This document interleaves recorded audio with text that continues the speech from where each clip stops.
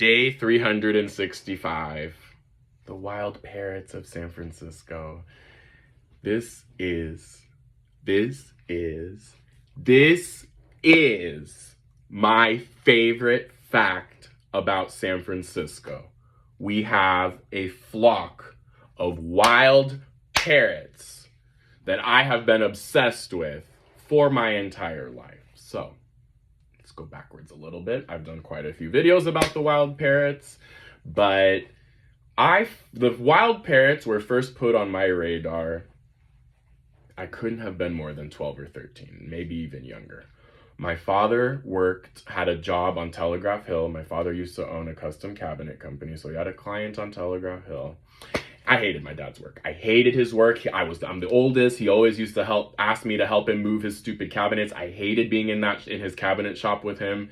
It just did not interest me. It was boring. It was cold. I hate Home Depot.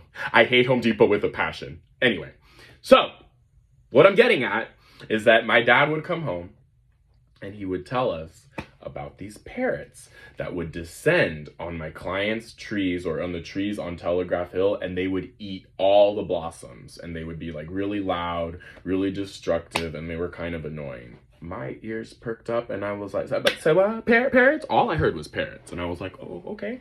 I'm going with you on your next little excursion.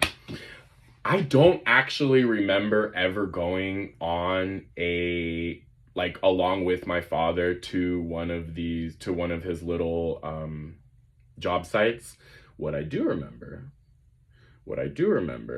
is that in this same time period, it was either literally, I want to say less than 2 years before, a documentary came out called The Wild Parrots of Telegraph Hill. And even before that, a book was written. So I actually read the book first, like you're supposed to do. The Wild Parrots of Telegraph Hill, A Love Story with Wings. And this book is written by Mark Bittner, who is a low-key hero of mine. And anyway, it's a thick book. It's about San Francisco history. Oh, it is such a good book. You have to read it. Such a good book. Again, it's about the parrots, but it's about this guy's life, how he came to San Francisco, being homeless. And then again, these parrots changed his life. So it's so many interlocking themes that make San Francisco so amazing and so great. But anyway. One day, so again, documentary was made, watch the documentary.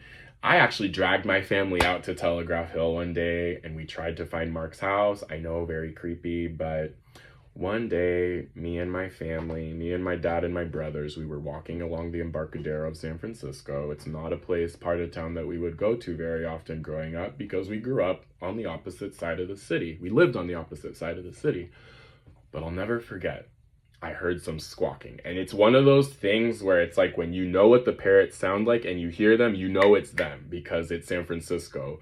There's not parrots, but if there are, they're from the wild parrot flock. So I just remember hearing them, and then the hair on the back of my neck, I was like, it's the parrots. And I knew that their roosting place was not far from where we were. So I honestly don't remember this, but all I remember is I took off running.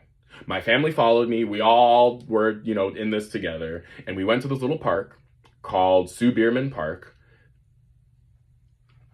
This was one of the most magical moments of my childhood.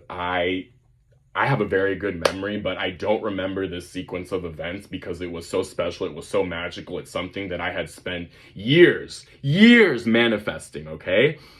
People were feeding the parrots. And I'll never forget that the parrots were so incredibly messy. There were homeless people doing it. There were tourists doing it. And they actually landed on your hand and ate. And so I remember when I was there, I picked up a piece of fruit or somebody offered me one. And this wasn't in the days when everybody had, phones and cameras. So I don't even remember how my dad got the picture. But there's this iconic picture. I've shared it a million times of me and the parrot on my hand, eating from my hand. And I'm just so not in this world in the picture because it's almost making me emotional to this day because it's one of those things that I wanted so badly and it happened. So would you believe me if I told you many years later, on my parents' 33rd wedding anniversary of all dates, I met Mark Bittner. I met him at a political rally. It was like magic. It was right down the street from my apartment. So he was holding a sign that said Parrots for this person who was running for mayor. And I said, "Are you Mark Bittner?" And he said, "I am." I lost it. I said, "I've been waiting my entire life to meet you."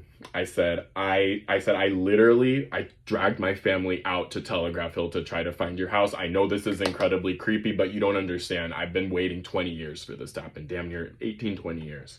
So I ran home, got him a copy of my book. He signed it. The police officers were even asking me if I was okay because I was like losing my shit. I called her. I don't think she answered. So I texted her a picture of the picture. Even though it was her anniversary, my mom texted me back and she couldn't believe it because she knew how special and how much that meant to me. So there's no better way, there's no perfect way for me to close out this series, day 365, than to talk about my most favorite, amazing, awesome fact about San Francisco. I find a way to bring them up on every single tour, and that is the wild parrots. Oh, I've almost forgotten the best part. As of April 2023, they are our official mascot. There was a whole 12 animal racket, kind of like they do in basketball, where the sea lions got second place, but they didn't get first place. The parrots did, because the parrots are actually from here. Yes, they lay their eggs in the palm trees, okay? So even though the first ones were not from here, they have several generations where they're actually native San Franciscans, unlike the sea lions who go to Southern California to have their pups. So that is the wild parrots of San Francisco.